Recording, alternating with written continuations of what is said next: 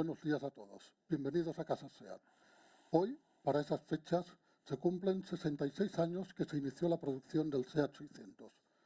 Un coche que estuvo 17 años en producción, desde 1957 hasta 1973. Y este verano hará medio siglo que dejó de fabricarse, salió el último de fábrica. Un coche que aquí me atrevería a decir que no necesita presentación, que todos los asistentes saben de qué coche estamos hablando. Algunos lo conocen más a fondo, otros no tanto, pero no deja de ser en definitiva un coche muy popular y conocido por todos. Hace más de 30 años que compré mi 600 y gracias a él conocí mucha gente y he hecho muy buenos amigos. También descubrí que el 600 no estaba solo, sino que habían más variantes de este coche. Muchos carroceros en la época se atrevieron a realizar carrocerías especiales sobre este coche. Lo llegaron a convertir en un elegante coupé, en un bonito cabriolet, incluso furgonetas, coches de playa, furgonetas y un pequeño camión también llegó a hacerse. La gracia de todo esto es que yo resido en Tarragona y quizá por el hecho de residir allí pude investigar un poquito sobre el tema de la fábrica de Seata. Seata era uno de los muchos carroceros que hubieron y gracias a ello pude descubrir uno de los trabajos y quizá el sastre que más llegó a vestir al 600, en este caso fue Seata. A raíz de esto fuimos descubriendo con los años de que había muchos más carroceros, no solo estaba Seata. Pero claro, esto es una historia que es muy larga de explicar. Bien, el buen amigo Pablo Murillo, aquí presente, desde muy joven sintió esa curiosidad de querer saber más sobre esas carrocerías. Y en 2014 publicó su primer libro, el SEAT 800, el SEAT de 4 puertas. Cuéntanos, Pablo, ¿de dónde viene ese interés por investigar y llegar a hacer un libro? Hombre, pues la verdad es que, bueno, ante todo, bienvenidos, gracias por venir. Fuiste tú, mi maestro, el que me inculcó esos valores de investigar. A ver, yo tuve mi coche en 2007, yo tenía 22 años, un chavalín joven, lleno de entusiasmo, pero no me conformaba solamente con conducirlo, yo quería saber más. Siempre esa curiosidad que se despertó en mí de querer saber quién hizo ese coche, por qué se hizo, por qué se dejó de fabricar, qué pasaba en aquella época. Entonces empecé a indagar. Al final pues salió el libro del 800 y no conforme con eso, pues digamos que como me fascinaba la creatividad de los ingenieros y los diseñadores de aquella época, los carroceros, que hicieron todo tipo de vehículos, como tal y como Jaume ha mencionado, pues empecé a tirar del hilo, a localizar a más carroceros o a descendientes de ellos, familiares, y a poner un poco todo junto, y me hizo mucha gracia saber que se entrelazaban las historias paralelas de vez en cuando, y al final, pues después de 9 años, aquí tenemos el resultado de esa investigación. ¿Y por qué había esa necesidad de carrozar al 600? ¿Por qué existía esa necesidad? A ver, tenemos que tener en cuenta que en los años 50, 57, que es cuando salió el 600, y toda la década de los 60, el mercado nacional de automóviles pues era muy limitado. Había restricciones a las importaciones, había aranceles, había cupos. Entonces, casi todos los fabricantes tenían que nacionalizar el máximo de componentes, y en aquella época tenías FASA en Valladolid, produciendo en el 57 el Dauphin, el 4x4, y SEAT con el 1400 lanzó el 600, pero es que no había mucho más. Citroën en Vigo, furgonetas, pero el mercado nacional era muy limitado. Y digamos que el 600 ya en Italia se transformaba, grandes carroceros, Zagato, Abarth, bueno, de todo tipo, Vignale, hacían todo tipo de automóviles, Siata, también en Turín. Y el ingenio nacional, dado que había tan poca variedad para adquirir, pues la plataforma del 600 pues, fue lo que les permitió dar a su imaginación y crear todo tipo de automóviles deportivos, descapotables, vehículos de playa. O sea, fue eso, fue el limitado mercado nacional. No había fabricantes. Luego ya después es verdad que SEAT Ya en el 66 con 850, después ya empezó más modelos, el 124 en el 68, ya también Barreiros con los Inca, ya empezó más modelos nacionales y precisamente eso fue lo que causó el declive de todas estas variantes, porque cada vez había más competencia y estos carroceros independientes pues no podían competir en el mercado con grandes fabricantes que cada vez producían más modelos nacionales.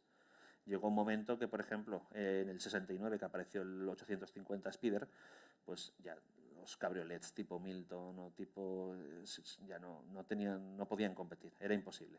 Es increíble lo que daba de sí este coche, el autobastidor, Sí. de llegar a hacer esta cantidad de variedad de modelos y para usos totalmente distintos.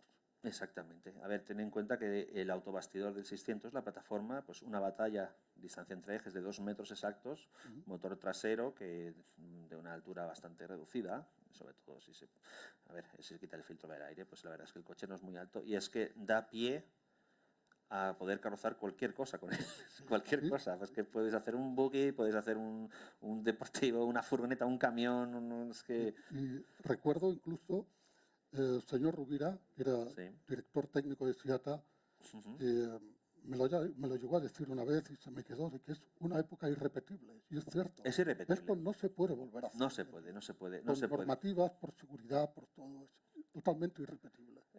Ten en cuenta que, bueno, cuando leáis el libro lo veréis, muchos fabricantes tuvieron muchísimos problemas con industria, porque cada vez era más difícil homologar, cada vez... Muchos no eran fabricantes, eran transformistas. Y todas estas se tenían que legalizar, después aparecieron las ITVs, después homologaciones y cada vez muchas más trabas administrativas. Llegó un momento que entre la competencia de más modelos nacionales y las dificultades de poder legalizar todas estas transformaciones, al final es lo que tú dices, es una época irrepetible. Esto no se puede volver a hacer. Ahora mismo tú quieres fabricar tu propio coche. Bueno, yo no sé cómo se podría hacer, pero Sí. creo que no se podría. ¿Nos puedes explicar un poquito el contenido de tu libro? Por supuesto. Bueno, pues aquí tenéis el índice. Fijaos que tenemos aquí 28 capítulos y bastantes anexos. O sea, es un libro bastante extenso, son 600 páginas casi. He intentado estructurarlo de manera que cada capítulo es un carrocero distinto, ¿vale? O sea, no hablamos de modelos, los he englobado por carroceros o transformistas o diseñadores. Entonces, por ejemplo, pero antes de que empecemos con esto, porque lo voy a explicarlo más adelante, y ya que estamos aquí en SEAT, en Casa SEAT, pues yo quiero sobre todo destacar el papel que la propia Casa SEAT pues, tuvo facilitando esta labor. Porque desde luego es que si SEAT no hubiera puesto a disposición de los carroceros estos autobastidores, hubiera sido imposible todas estas iniciativas. Entonces, pues bueno, pues aquí tenemos una instantánea de la factoría, ya el desaparecido edificio de oficinas, pero tenemos aquí un certificado, que esto apareció en la documentación de los hermanos Garriga de Sabadell, que fabricaban el Buggy Div Sport, que era una carta firmada por Günther Oistrakh, que era ingeniero de proyectos de SEAT, pues ya la propia SEAT avalaba diciendo que el 600 es un vehículo ideal para ser transformado y que muchos industriales pues realizan esa transformación en vehículos de playeros y tal y cual. Aunque también es verdad que claro, SEAT no se podía responsabilizar de la transformación.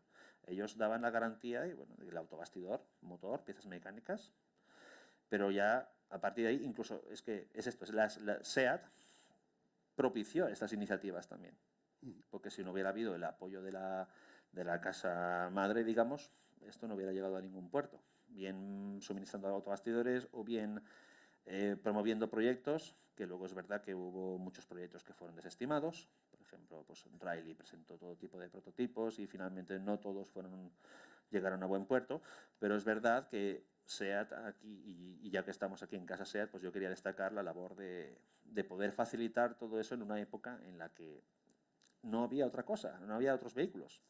Entonces, propongo un juego aquí a los asistentes, a ver si alguien sabe quién es este señor, a ver si alguien reconoce a este señor. No sé si alguien del público reconocen por aquí. Su padre, don Vicente Fernández Urrutia. Mi padre.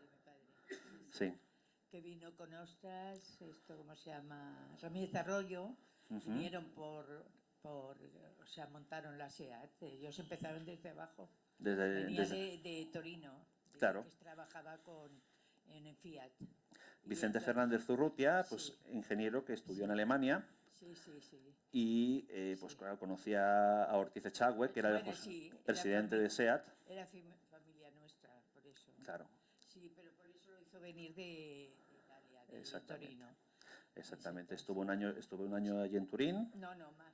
¿Más de un año? Trabajando, sí. Ah, sí, muy sí, bien. sí, sí. Y ya Sí, vino. sí, sí. Pues este señor, Vicente Urrutia, fue el ingeniero director de la dimensión comercial. Era el responsable de comercial de SEAT, que era directamente quien lidiaba pues, con todos los carroceros, era el que vendía los autobastidores, era el que promovía todas estas ideas.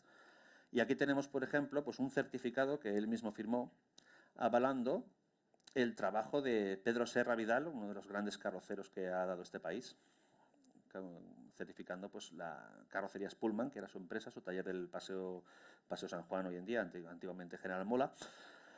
Tenemos este documento pues certificando, porque él, Vicente Urrutia, era el enlace entre SEAT y todos estos carroceros, para conseguir los autobastidores, para comprar vehículos, presentar prototipos, o sea, cualquier propuesta pues pasaba por sus manos. Entonces yo quería pues darle un reconocimiento a este señor, porque básicamente si no es por él, pues también no estaríamos aquí, no tendríamos este libro. Entonces, aquí tenemos el autobastidor. Aquí tenemos el autobastidor. Esto es un autobastidor de 600, es de un 600E, o sea, estamos hablando del año 69 en adelante, 69 al 73. Y como vemos, así se servía directamente de fábrica. Y es que cualquier chapista habilidoso sobre esto puede hacer cualquier cosa.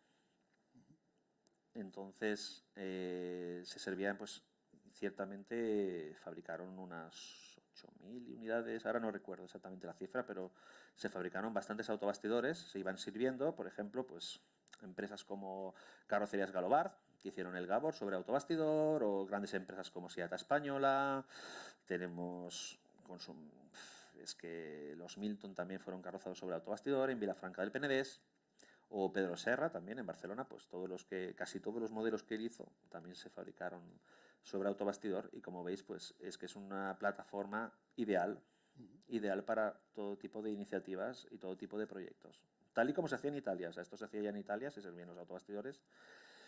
Y bien, pues por ejemplo, aquí tenemos otros dos tipos de autobastidor un poco más especial. El de la izquierda, la foto grande, es un autobastidor tipo BT. ¿Qué significa BT? Es un autobastidor que posteriormente sería convertido a un SEAT 800, 600 de 4 puertas. Este autobastidor llegaba así a Tarrasa y se identifica pues porque iba desprovisto de las puertas, desprovisto de las bisagras, y sin embargo, si se ve el 600 del fondo, él sí que tiene puertas. Eso es un 600 normal y corriente. Así es como se distinguía en la cadena de montaje, en la zona franca. Y el de la derecha es un autobastidor tipo BJ, que es para furgonetas, ¿vale? Estos se servían tanto a Siata en Tarragona como a Costa en Tarrasa, que básicamente eran 600 completos, solo que la parte posterior pues no llevaba ni la tapa del motor, ni los pilotos, ni cristales traseros, porque finalmente se desechaba, se cortaba por la mitad del coche, se transformaba, entonces pues era un desperdicio. Pues ya directamente SEAT los proporcionaba ya así, para facilitar la labor de transformación. Por eso yo vuelvo a insistir en que, claro, SEAT facilitó estas iniciativas, porque es que si no, ya les daban los autobastidores lo más preparado posible para realizar esas transformaciones.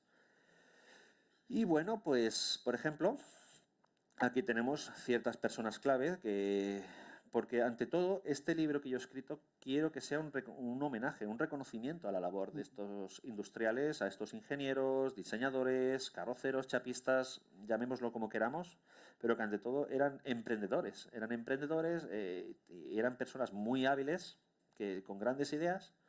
Por ejemplo, pues en la esquina superior izquierda pues tenemos a Pelayo Martínez Hernández, que fue el fundador de Nardi Española en Zaragoza, y está justamente posando junto al primer prototipo del Nardi 750 Coupé. Esta foto es de verano del 59 en Zaragoza. A la derecha tenemos el famoso 1400 número 1, porque este señor es José Pérez Vidal, que es uno de los dos fundadores de Talleres Riley en Barcelona, que Riley transformaron muchísimos automóviles. En este libro se verá, está focalizado sobre todo en el Múltiple, que era una adaptación de la Fiat Múltipla, pero a la española. Pero también pues carrozaron 1.500, 1.400 furgonetas comerciales, bueno, todo tipo de modelos. En el centro tenemos, por ejemplo, pues una instantánea de Talleres Corber. Talleres Corber eran unos grandes mecánicos que, asociados con Pedro Serra, el carrocero, que es el que está abajo a la izquierda en su despacho, una fotografía del año 58, pues crearon unos automóviles de una línea impresionante, una gran belleza y unas preparaciones mecánicas del más alto nivel. En el centro pues tenemos aquí a Jaume Verge, por ejemplo, de traje. A la derecha con bigotes Juan Cortés, que de ahí viene Corber, Cortés y Verge. Y bueno, y aquí abajo a la derecha pues tenemos, por ejemplo, a Franco Ambrosini, director de Siata en Tarragona en los primeros años.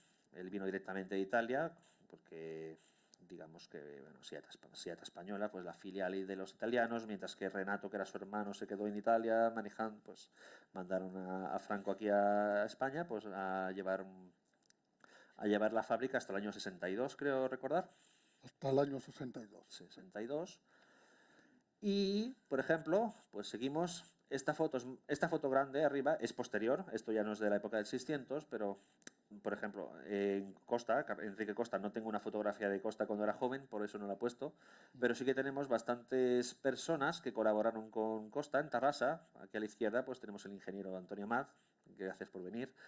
Tenemos también personas, por ejemplo, a la derecha es Pere Roqueta, que era el responsable de los prototipos, que los hacía todos a mano. Y tenemos aquí pues chapistas también, Clemente Cazorla, tenemos Sabino Muñoz, o sea, tenemos grandes profesionales. Arriba a la derecha, en el buggy, este es el primer prototipo del buggy Divesport, pues tenemos a los hermanos Garriga, tenemos aquí a Feliu y a Pera, pues llevando el primer coche que transformaron.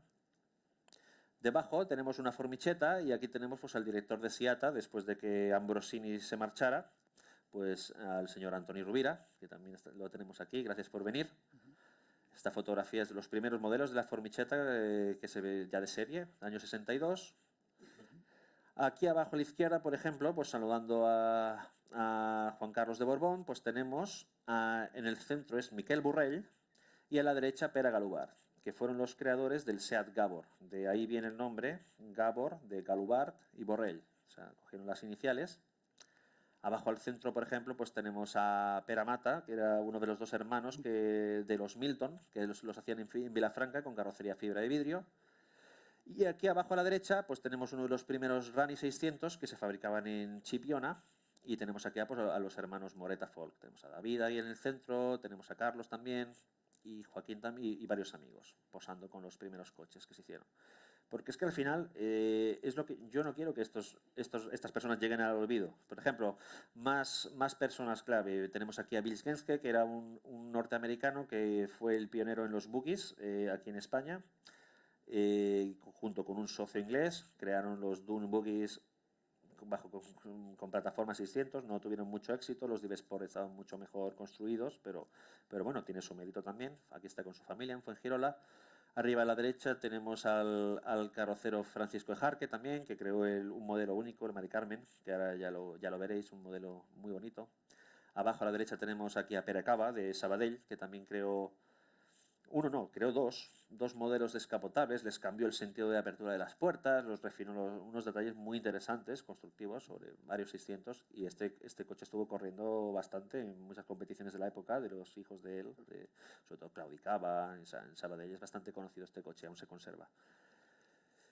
Y bueno, y dado que había empresas, carroceros que tenían más medios, otros tenían menos, por ejemplo, se crearon en torno al 600, básicamente, al autobastidor, se crearon grandes factorías. Aquí tenemos, por ejemplo, unas instantáneas del año 60 de la factoría que se creó en Siata, en Tarragona.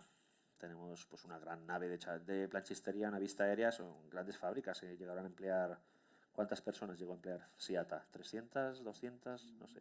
Unas 300 personas. 300 personas. Llegaron a trabajar. Llegaron, ya, eso después. Eso depende de la época. Ya más adelante, sí. Pero bueno, quiero decir que eran empresas con muchos medios, ¿no? O sea, por ejemplo, aquí tenemos también Carrocerías Costa, en Tarrasa, una gran nave también en la carretera de Castellar. Y tenemos aquí las líneas de montaje. Costa fue pioneros en el intentar evitar los métodos que digamos italianos de transformación, martinetes y estaño y coche a coche Eran muy haciéndolo. primitivos. Entonces aquí pues en Costa ya eran más pioneros de intentar hacer lo más semejante a una cadena de montaje, trabajando en serie con unos carritos que iban tirando, aún muy primitivo. Luego ya para el 854 puertas ahí ya sí que la estampación ya se perfeccionó. Pero bueno, aquí tenemos la transformación del 800, que es el 4 puertas, la furgoneta, una vista aérea de la factoría en Tarrasa. Luego ya tenemos otras empresas que también trabajaron el 600, por ejemplo Inauto en Vitoria, que realmente su papel era sobre todo transformar las versiones especiales de las furgonetas de KV que se fabricaban allí. Pero como gran parte de sus ingenieros eran italianos, también quisieron transformar autobastidores SEAT, hicieron dos modelos muy bonitos, que en el libro se explicará. Arriba a la derecha, por ejemplo, pues tenemos la línea de montaje. A ver, en realidad, pues bueno, es la nave de Milton en Vilafranca del Penedès. En la calle Gelida, pues se ven desde al fondo los moldes en bruto de la carrocería de fibra sobre el autobastidor, cómo lo están montando, y en primer plano pues ya los vehículos prácticamente terminados.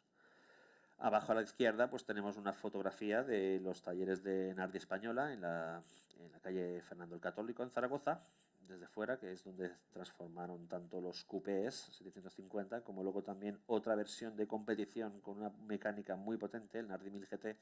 Pero esta versión, dado que la carrocería no varía en gran medida con el 600 de base, pues este no está en el libro, ¿vale? Es solamente el coupé.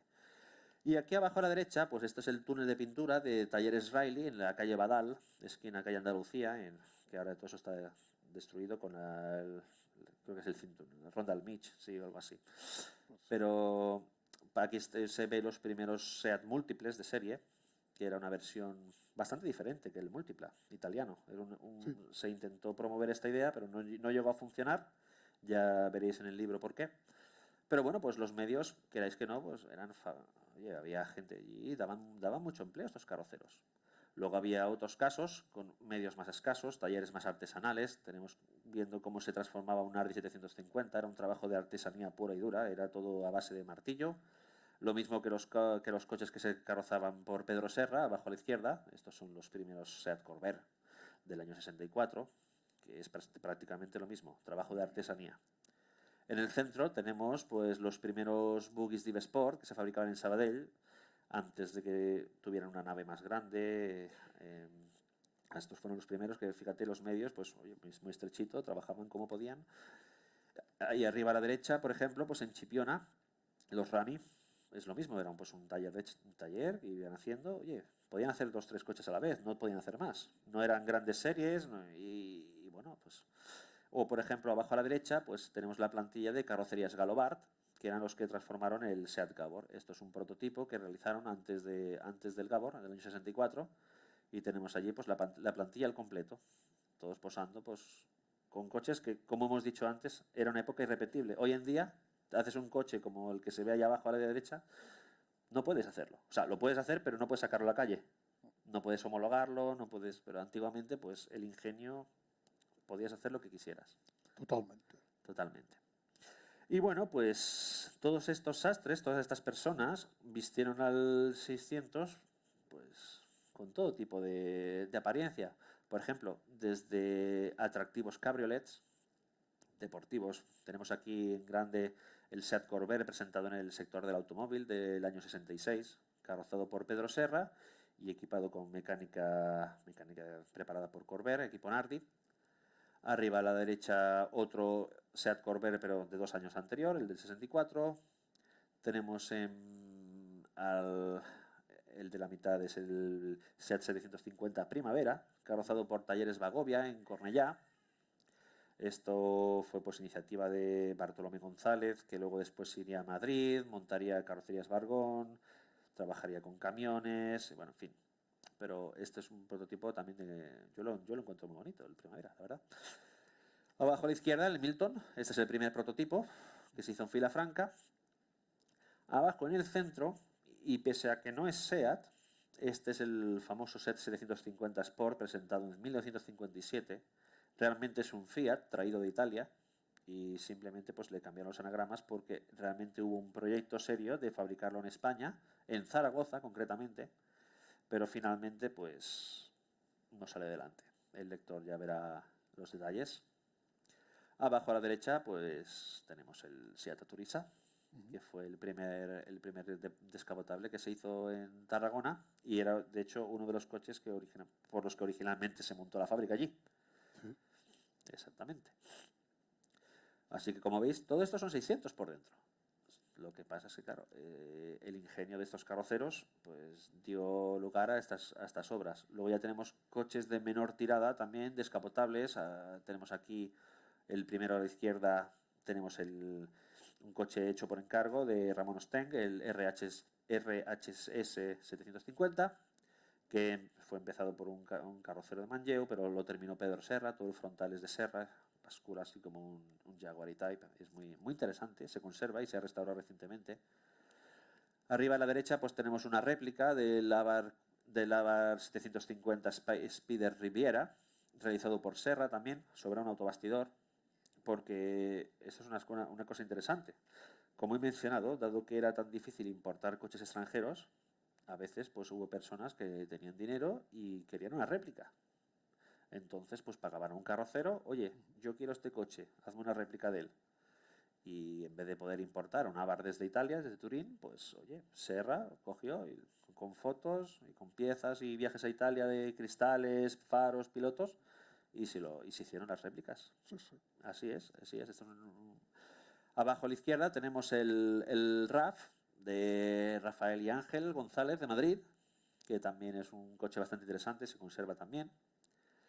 Y abajo a la derecha el Cabriolet Cava, que ya mencioné antes, de Sabadell, que este coche aún se conserva también, está en muy buen estado.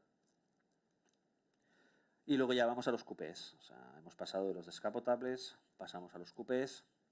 Tenemos arriba a la izquierda el Nardi. Este es un Nardi 700, ¿vale? Cambiaba la motorización, estaba el 700 y el 750, con ligeras variaciones de acabados, aberturas laterales, que se fabricaba en Zaragoza. Coche muy veloz, muy potente, carrocería de aluminio y tuvo un palmarés deportivo interesante en el año 61 sobre todo. Luego ya las ventas empezaron en declive. Justo debajo del Nardi tenemos el Seat Gabor, que fue un proyecto, de hecho fue el primero que sacó la carrocería de fibra de vidrio, fibra de poliéster. Porque esto es un proyecto del año 64, se materializó en el 65 y se presentó en el sector del automóvil del 66, en un taller ahí al lado de la estación de Sants, que con muy pocos medios realmente, la carrocería se hacía en Poliñá, y es un coche muy interesante también. En la columna central, de arriba abajo, pues tenemos, por ejemplo, pues el Seat Atarraco, que es un coche que sí que tuvo más presencia, se hicieron 598, casi 600 unidades. En medio tenemos el Seat Ampurias, que este coche es bastante famoso porque aquí el amigo es el que tiene, el único que queda. De momento. Hasta que salga otro. A ver. Este Seat Ampurias se montó la fábrica en Tarragona, pero claro, no podían trabajar, no llegaban los autobastidores y había que sacar algo. Pues esto fue un coupé improvisado para poder, oye, aunque sea poner a la gente a trabajar. Sí. Básicamente. Y oye, pues hicieron 24 coches, muy poquitos, de forma artesanal, pero es un coche interesante también. Y abajo, otra de las réplicas que yo mencionaba, esta es otra réplica de Pedro Serra, del Abarth 850 Coupé Scorpione, italiano, que básicamente tú pones el de Serra y pones el italiano y quizá el grosor de los parachoques, quizá la línea, pero ya está. Hecho a mano, se trajeron de Italia los cristales porque Serra, cuando estuve en su casa, ya me dijo, no, yo necesitaba el parabrisas, me das el parabrisas y ya te hago yo el coche. Porque es mucho más fácil proyectar un coche a partir de un cristal que no hacer un coche y después buscar un cristal que encaje, que se parte. Entonces, pues trajo de Turín, de la fábrica de Abarth, trajo los cristales, hizo una réplica en base a fotos, medidas, y ahí está. Arriba a la derecha tenemos un coupé que se hizo en Vitoria, en la fábrica de Inauto. Como he comentado, Inauto carrozaban las furgonetas de KV, pero también pues hicieron sus pinitos con los automóviles de turismo. No tuvo éxito, no salió de prototipo, pero es un vehículo pues muy interesante. También aparecieron unas fotografías muy interesantes. Y el de abajo a la derecha, pues es uno de mis favoritos. Es el Coupé Speedwell, realizado por encargo. Una vez que Jaume Verge deja la sociedad Corvair y se monta por su cuenta representando a la firma británica Speedwell, pues como tiene mucha amistad con Pedro Serra, le pide otro coche fuera de serie. Y Serra hizo este coche de color naranja, una línea muy interesante, muy futurista, y se presentó en el sector del automóvil del año 67. Que por cierto no he conseguido identificarlo, no tengo matrícula, entonces no sé nada. Seguramente no se conserve, pero es coche único.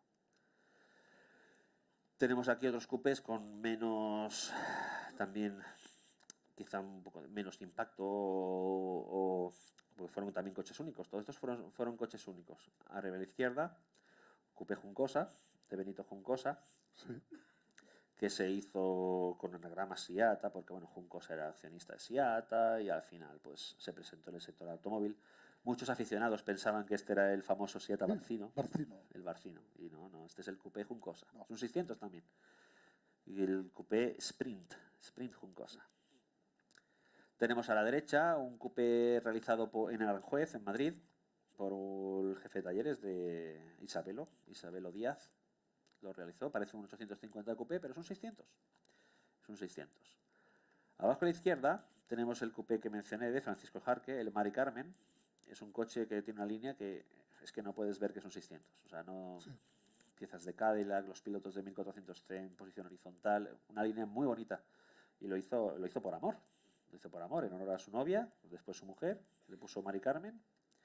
Este coche después se quedó anticuado y le quiso hacer una nueva carrocería moderna, tipo fastback, tipo Opel Commodore, muy bonita. Y es una pena porque este coche se ardió, estaba instalando el servofreno y se prendió fuego el coche, no hubo nada, llegaron los bomberos, pero al desguace. Es una pena, un coche muy bonito. Y abajo a la derecha tenemos también un coche único. No llega a ser una réplica porque no es exacto, pero está muy inspirado en el Abarth, el Abarth 750 carrozado por Zagato, ¿vale? Esto es realizado por Pedro Serra por encargo de un señor de la industria textil de Sabadell. Y bueno, pasó por 1000 millones de manos, se ha modificado mucho, ya de la apariencia original pues no queda tanto. Pero bueno, se conserva el coche también, que es lo importante. Y esta es una fotografía tomada en el año 65 en Madrid. También es obra de Pedro Serra. ¿Y qué más tenemos por aquí? Bueno, vehículos industriales. Porque claro, lo que hemos dicho, el mercado muy limitado y en el panorama nacional es que teníamos las furgonetas Citroën que se fabricaban en Vigo y ya está. Y ya está. Y la producción de Vigo, a ver, España estaba sedienta de automóviles de uso comercial, de furgonetas de transporte ligero. Estaba sedienta, estaban los motocarros y inventos allí con... Pues claro, llegó Siata, hizo la Formichetta, que tenemos aquí en grande. Esta no es de los primeros modelos. Tenemos también arriba a la derecha la furgoneta realizada por Enrique Costa en Tarrasa, que mucha gente las confunde, pero no son iguales. Abajo, por ejemplo, pues tenemos la Siata Minivan, que después fue evolucionando. La primera que tenemos aquí a la izquierda es ya la Ebro. Después de que Motor Ibérica comprara Siata y adquiriera la patente, se cerró la fábrica de Tarragona, pues estas furgonetas se montaron en Moncada y Reixac, en lo que hoy en día es Bosuga. Bueno, no, era Bosuga, hoy en día es Nissan, que aún sigue la fábrica de estampación de Nissan. Pasas por la C17 y pasas justo por el lado, pues allí se hacían esas furgonetas. La de en medio sí que es una minivan, techo elevado. Y abajo a la derecha, pues la versión pickup, la 400CH, que le llamaban la china, ¿no? Y en medio, que me lo he dejado para el final, bueno, esto es un prototipo que realizaron en talleres Riley para presentarlo a SEAT, pero no convenció. Fue un 600 comercial, transformado del mismo modo que hacían el 1400, básicamente, pues un techo alargado, paneles cerrando los laterales y un portón atrás. Pero yo lo veo también un vehículo muy interesante, hubiera tenido salida. en aquella época aún ni estaba la Formichetta, ni la Costa, ni nada. O sea, hubiera funcionado, creo yo. Pero como veis, el 600 dio para todo. Vehículos familiares. Claro, familias numerosas. Es que no había automóviles. Entonces, pues tenemos, por ejemplo, pues una Seat minivan de 6 asientos, ¿vale? Carrozada sobre autobastidor. En Seat, pues lo que hicieron, cogían el autobastidor y ponían un puesto de conducción adelantada sobre el eje de la dirección, o sea, sobre el eje delantero. Entonces, con ello ganabas 3 filas de asiento, 6 asientos en total. Tenemos abajo a la izquierda el Seat Múltiple, carrozado por Riley, en versión taxi. Esto es una foto presentándolo en Madrid en el año 59, que no funcionó, pero bueno, también es un vehículo interesante. Y en grande a la derecha, este sí que fue el vehículo que tuvo la mayor producción y mayor éxito, el Seat 800, 600 de 4 puertas, un proyecto de Enrique Costa, también, que en el trabajó también Ambrosini, trabajó Antonio Amat, bueno, y fue pues realmente 18.200 unidades en 3 años, a un ritmo de 20 unidades diarias, fue pues todo un logro, la verdad. Y además este coche, la particularidad es que se vendía directamente por SEAT, o sea, no requería de la propia división comercial del carrocero, no. Encargo de SEAT, hacían la transformación en Costa y volvía allí a SEAT y ya, pues oye, a las divisiones de comerciales y ya te digo, 18.000 unidades en total. Por último, porque el 600 es un coche divertido, pues también hay vehículos de ocio, vehículos recreativos, vehículos de playa. Tenemos aquí el primero a la izquierda, tenemos el 600 Playa, hecho en Madrid por un distribuidor, Joval, José Vallés, de León. Justo debajo, a la izquierda, pues tenemos el Buggy Div Sport, que se transformaba en Sabadell y luego ya después en Tarrasa.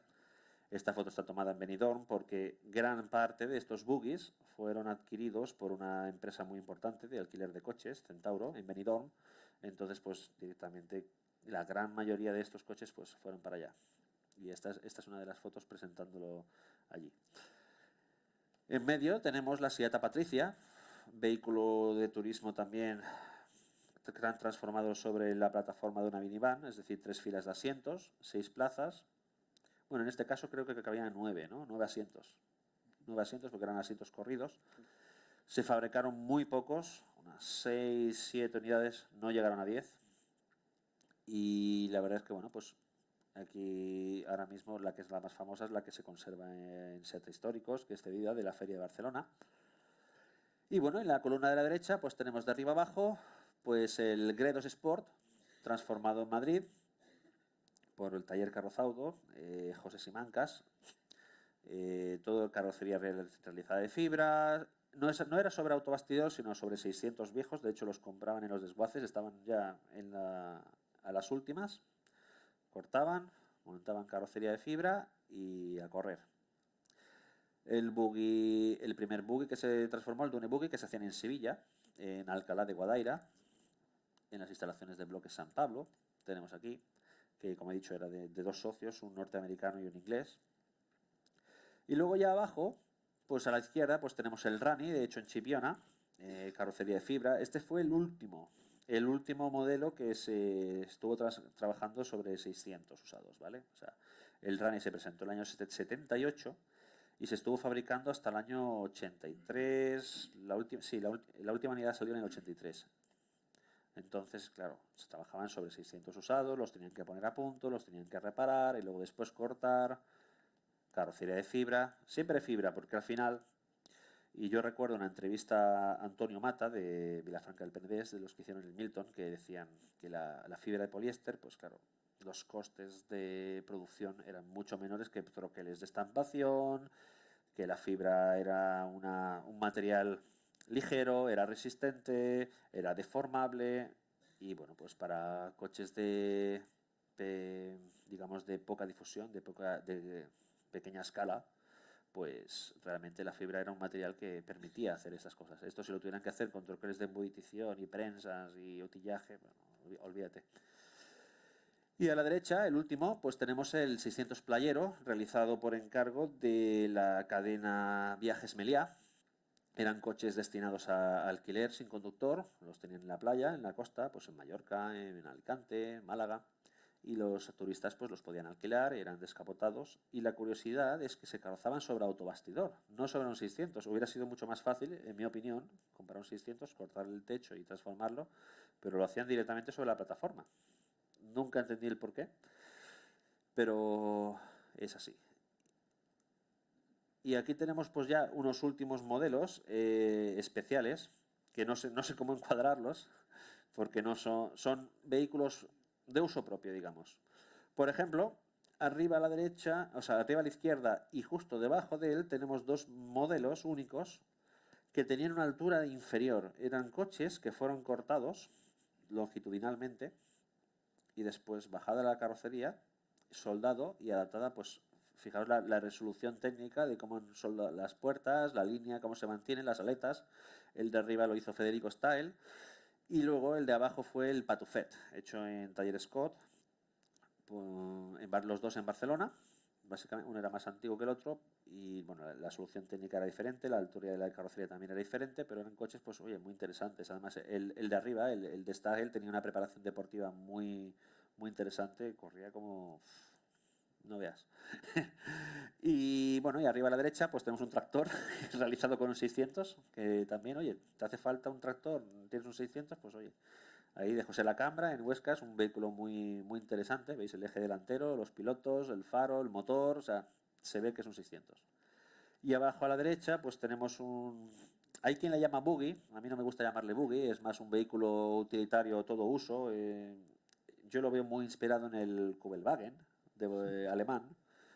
Esto era un proyecto de unos ingenieros de Logroño, querían proponer pues un vehículo utilitario para el ejército tipo...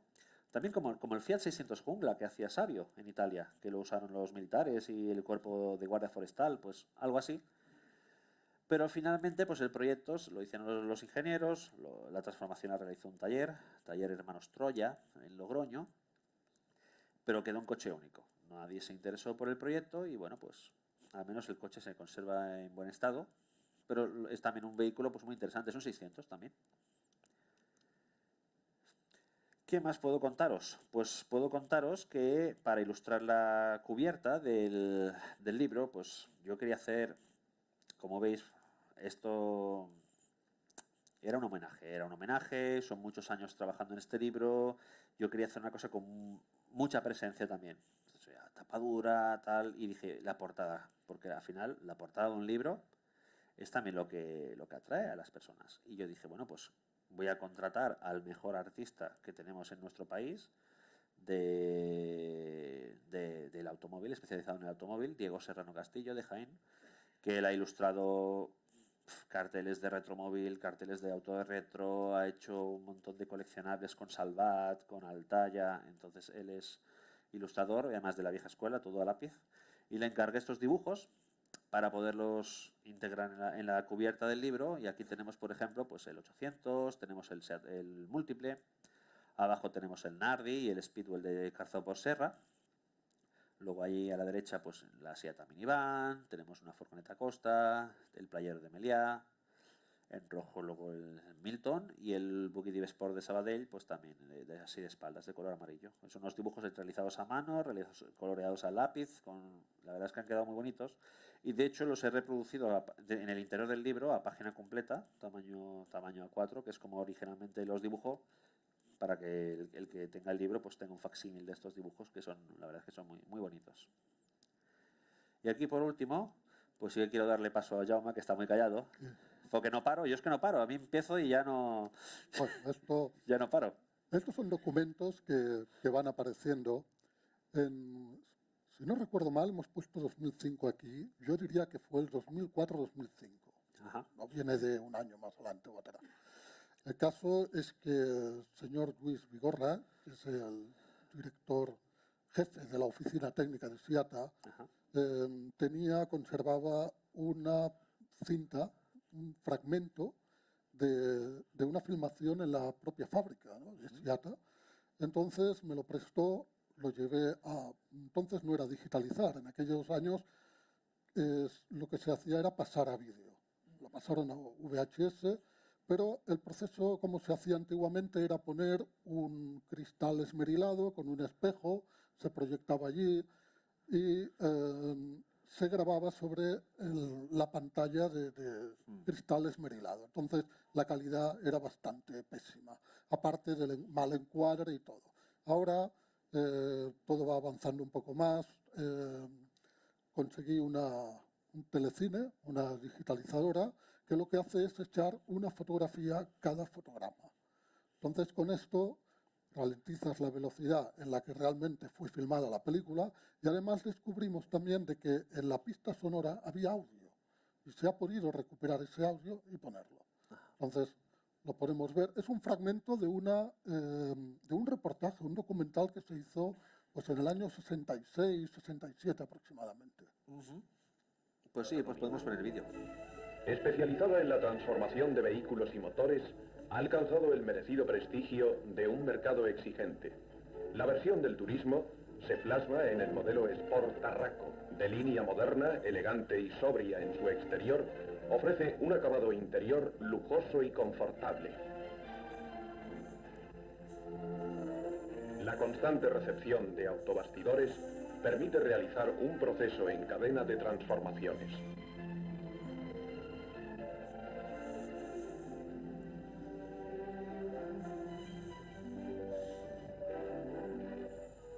En la versión comercial, el Formiqueta, que por sus características de capacidad de carga, resistencia, reducido consumo y fácil maniobra, ha obtenido un resonante éxito en el campo de los pequeños transportes.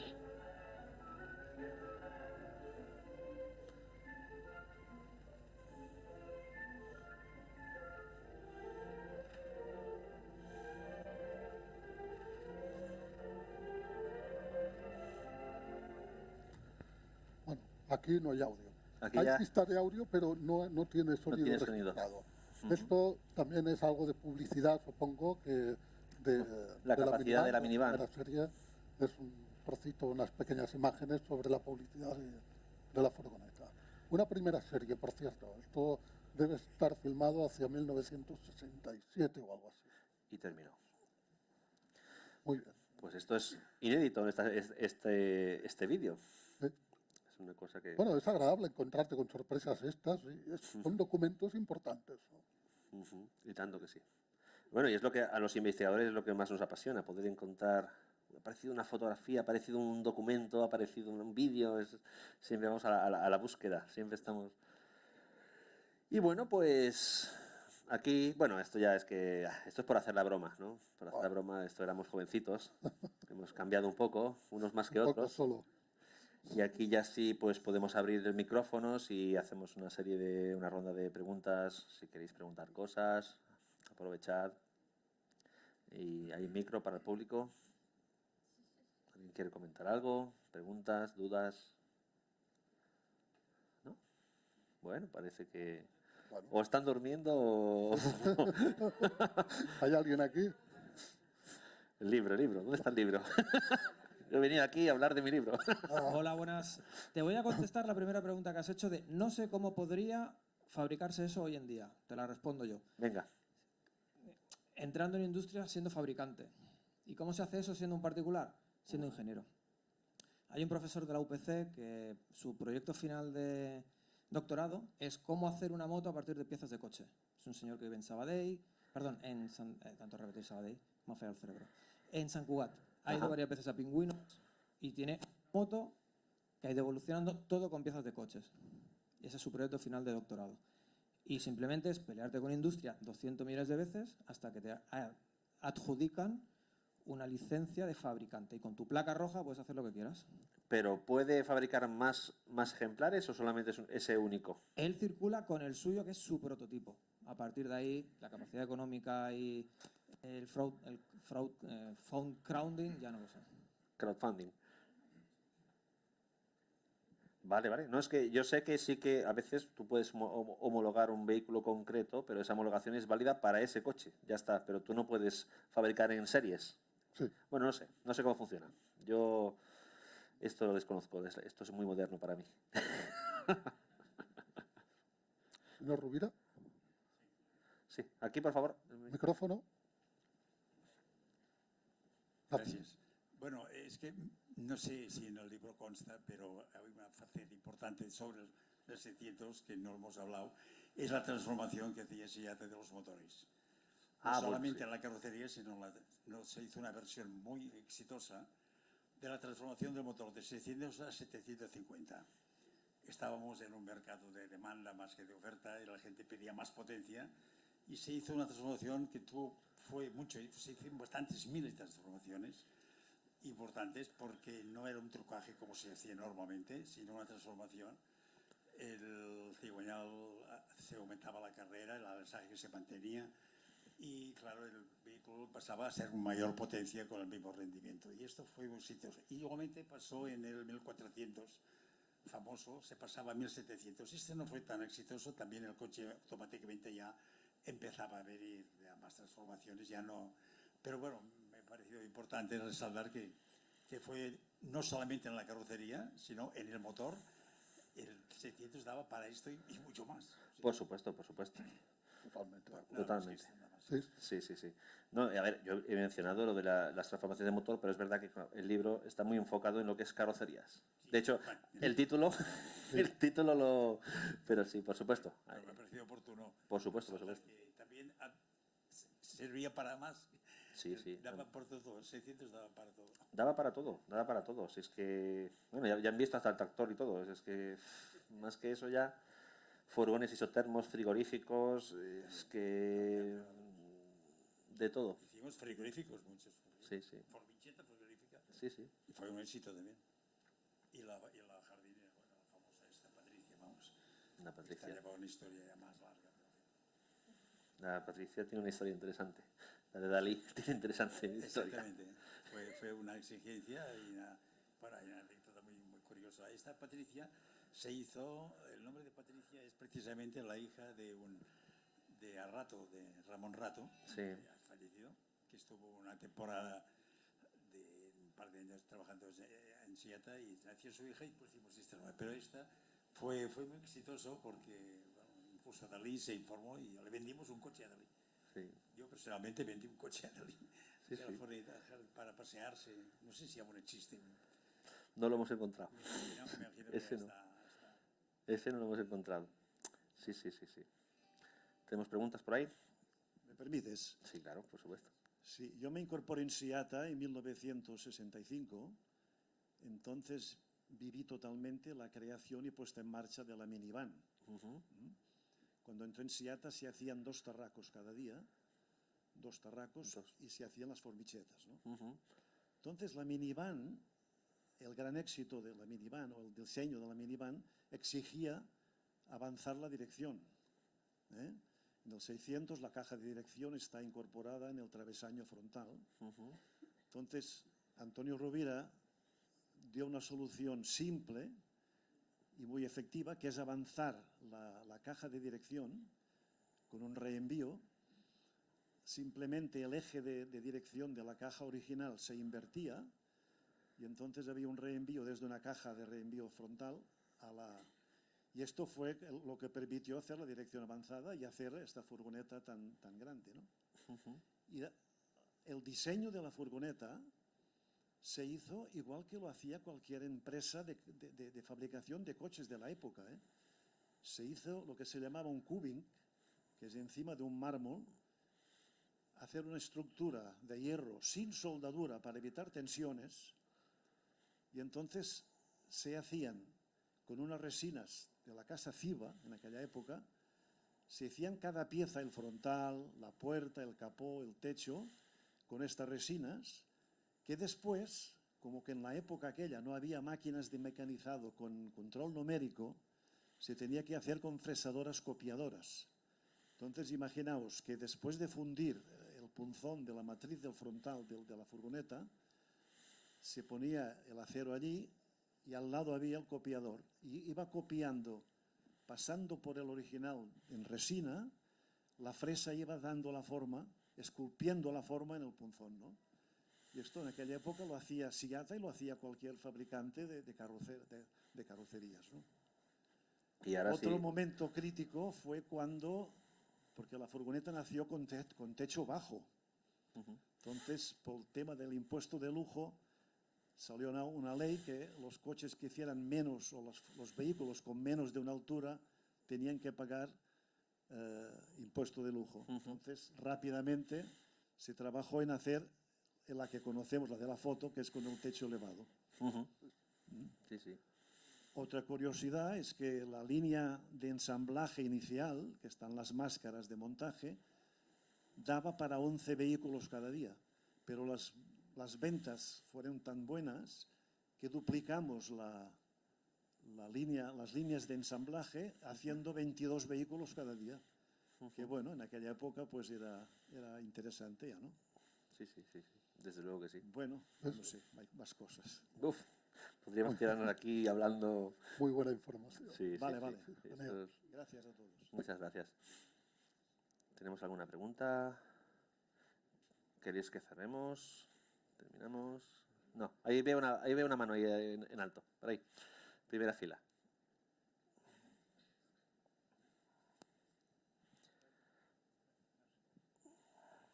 Pablo, supongo que cuando empezaste esta investigación hace tantos años no conocías absolutamente todas las diferentes carrocerías especiales que han acabado formando parte del libro. ¿Ha habido algún descubrimiento que te ha sorprendido especialmente durante todo este trabajo? Claro, claro. O sea, a ver, cuando yo empecé, pues conocía, pues, digamos, lo básico, ¿no? Pues, conoces Costa, conoces Seata, conoces Milton, conoces Serra, pero luego ya vas tirando y vas tirando más del hilo y vas del hilo y hay muchas historias entrelazadas muy interesantes entre Seata, Talleres Bagovia, luego también en Nardi Española y otros socios que eran de Nardi en Zaragoza, pero que intentaron hacer otro coche a la vez. O sea, es muy, muy interesante.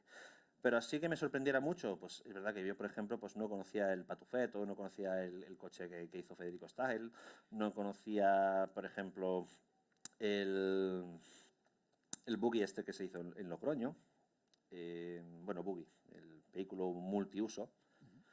Pero así sorprenderme más, el que más me sorprendió fue el Mari Carmen de Jarque, porque fue un coche muy bonito, pero es que encima era bonito y porque se le quedó anticuado, ya es que se le ha pasado de línea y lo rehizo entero y parece, tú lo ves de frente, parece un 132, pero luego no es un 132, porque luego tiene un perfil coupé tipo Opel.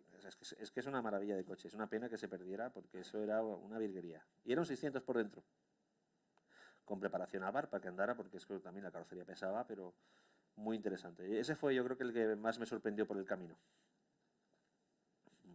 Y ya para acabar, ¿y cuántos SEATs especiales calculas que se han producido con todos estos diferentes fabricantes? ¿Tienes un número? A ver, número así, no. Yo he estructurado esto en 28 capítulos, por lo tanto analizo 28 transformistas, carroceros.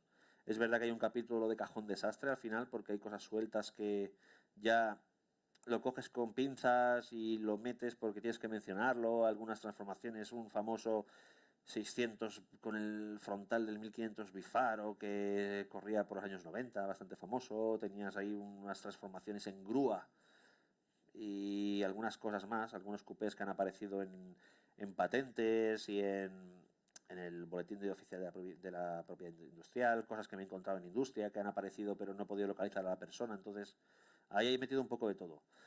Pero vamos, si tienes 27 carroceros analizados y cada uno hizo varios modelos, o sea, bueno, es que aquí tienes, no sé, no he hecho la cuenta, no sé cuántos coches hay, pero igual hay 50 modelos, no sé, o igual más. No, me refería a un número total de unidades transformadas.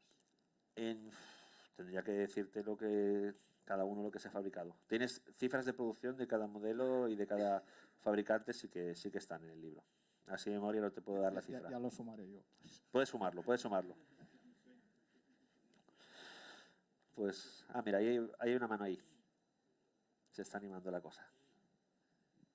Hola, mira, Hola. te quería preguntar si averiguaste qué sentido tenía reducir un 600, ya que lo suyo es ampliarlo por el tema del Patufet. sea, Esto se lo podemos preguntar directamente aquí a su artífice, que está justo delante, en la fila de delante, y nos lo puede ¿qué explicar era? él mismo. ¿Para un niño quizás? ¿Por qué se hizo esto? Sí, sí, sí. Pásele el micrófono al señor de delante, que nos lo va a contar por qué lo hizo.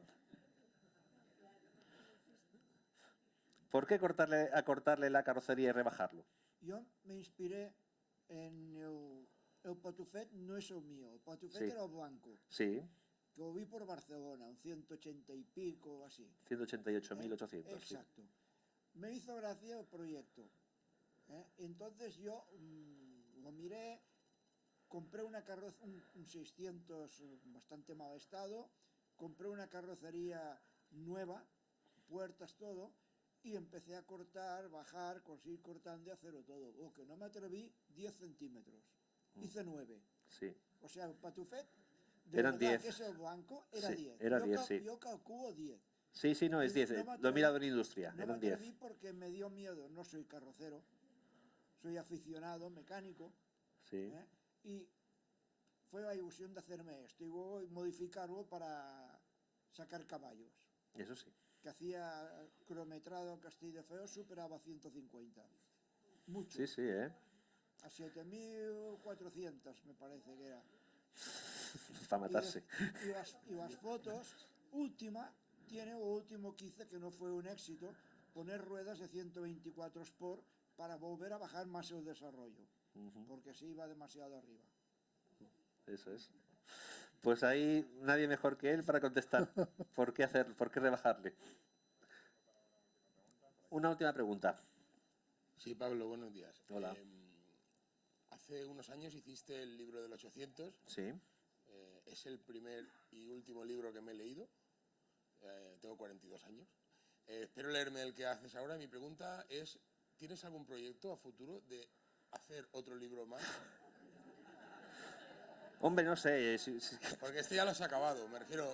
¿Nos No sé tenemos si que ilusionar pasar por con algún libro más o no? Pasar por más divorcios, no sé, no tengo ganas. No sé. Son 3.000 euros un divorcio, ¿no? Te puede Estaría compensar. interesante. No, en serio. Yo tengo ideas. Tengo ideas. Yo estoy recopilando material, estoy moviéndome dentro de lo que mi situación me permite, porque yo llevo ya 10 años residiendo en Irlanda, fuera de España, entonces me es más difícil investigar. Pero es verdad que yo sigo recopilando. Yo no paro. O sea, yo siempre miro, terminé el libro y yo sigo investigando, moviendo. ¿Algo puede salir en un futuro? Puede ser. Pero por el momento me tengo que tomar un descanso, porque esto han sido 9 años. No es verdad que no han sido 9 años del tirón, que ha habido tiras y aflojas, como todo, como cualquier proyecto. No. Pero es verdad que los últimos meses ha sido desde noviembre hasta ahora sin parar. Pum, pum, pum. Hay que terminar.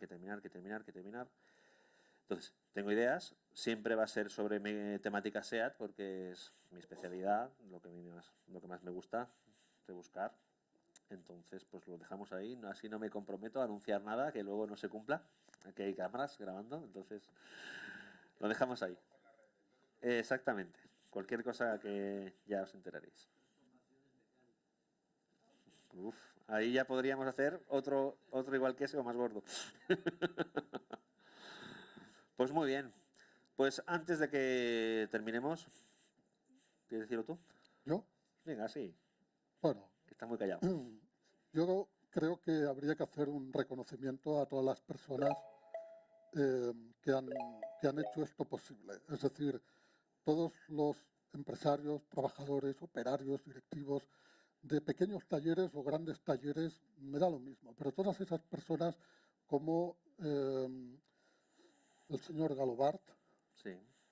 El señor Rubira también por parte de Seat Española, el señor Vigorra, el señor Pelayo, me dejo muchos más, Serra. Sí, tenemos aquí el señor señor Amat, los señores Garriga, que han venido también.